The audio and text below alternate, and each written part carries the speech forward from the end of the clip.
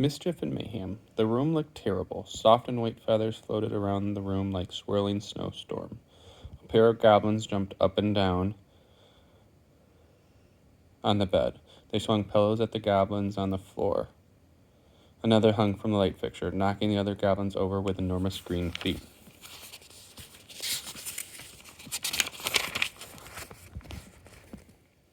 Angelica fluttered to the nightstand and then signaled for Kirsty and Rachel to tip along the wall and duck down beside her. What do we do now? Angelica asked. Finding one feather among all the mayhem would be impossible. The goblin with pointy ears didn't seem too happy about all the extra feathers either. Oh no, he shouted. You've messed up my hiding spot. One of the other goblins chuckled. What's Jack Frost going to say? He taunted. Bet he won't be so proud of you now. The pointy-eared goblin poked him in the chest. That's not true, he yelled. I stashed it in the bottom pillow in the corner. How was I supposed to know all of you would come up and mix up everything? You better help me look for it or we'll all be in trouble. The anxious goblin began to pick up pillows one by one, turning them upside down and shaking the cases until feathers settled all over the carpet. His friends, reluctantly, joined in. Not this one, the pointy-eared goblin muttered. Or this one, said another. Rachel shook her head at the foolish goblins. Now there are even more feathers flying around the room, she said.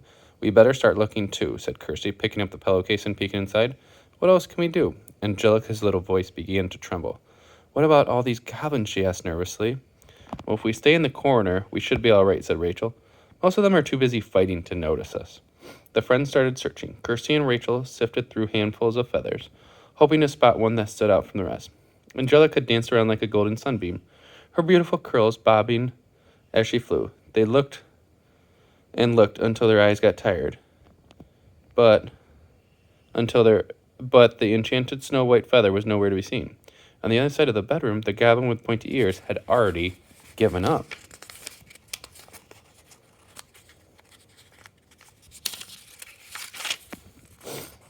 This is a waste of time, he growled.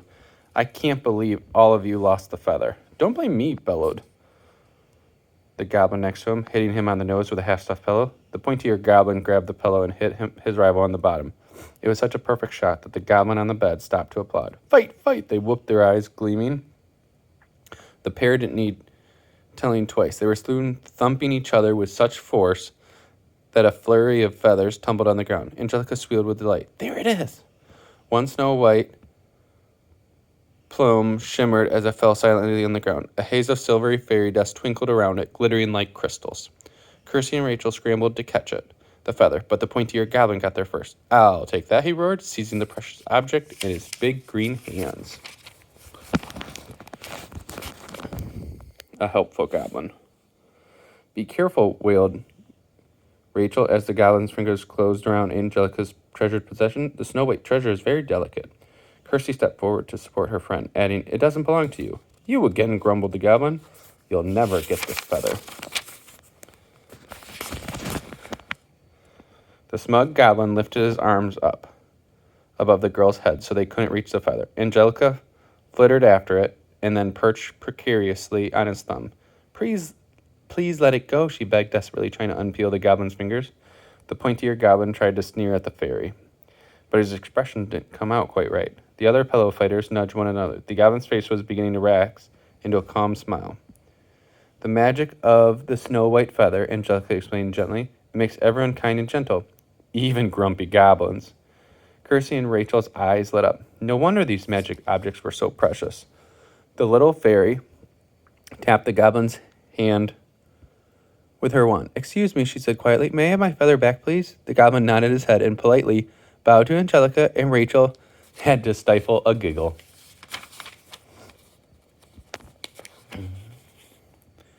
I've never seen such a good goblin behavior, she whispered to Kirsty. Her best friend beamed. Jack Frost would not be impressed at all. The goblin graciously opened his palm. Angelica gave the snow-white feather the slightest touch with the tip of her golden wand, and in an instant it had shrunk back down to fairy size. That's better, she cooed, holding the tiny plume between her finger and thumb. The delighted fairy twirled back to her friends, and cheeks flushed with pleasure. That was a surprise, Kirsty grinned. The pointy-eared goblin's eyes were so wide as saucers. He was still standing with his hand outstretched, wondering where the feather had gone. As soon as the magic object was out of his grasp, his troublesome goblin streak returned. "Did I just do what I think I did?" he wailed. The other goblins grabbed him by the arm and hurried him towards the door.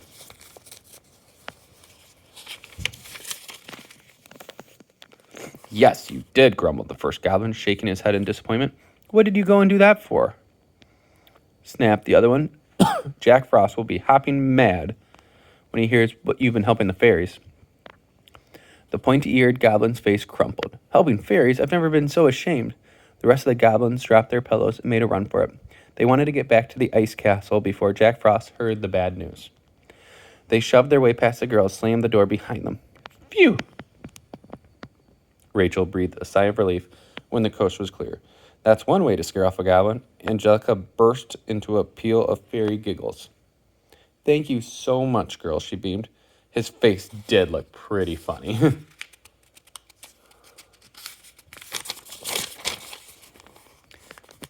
Before Angelica took the snow-white feather back to Fairyland, she had one last job to do. She waved her wand with a little flourish. "How pretty," Kirsty sighed, as a stream of twinkly fairy dust swirled around the room. When the sparkles had settled, all the pillows were plumped up and back on the beds again. There wasn't a single stray feather in sight. Kirsty and Rachel waved goodbye to Angelica, then made their way back to Green Acres common room. "It's even better than we could have hoped," gushed Rachel, peeking inside. Now that the snow-white feather was out of the goblin's hand, the home's residents had stopped arguing. Instead, they were gathered around a tree, listening to the brownies singing their favorite carols. Mrs. Pepper and the brownie leader stood by the fire, their faces bright and smiling. Kirsty and Rachel took their place in the group and joined in with the singing.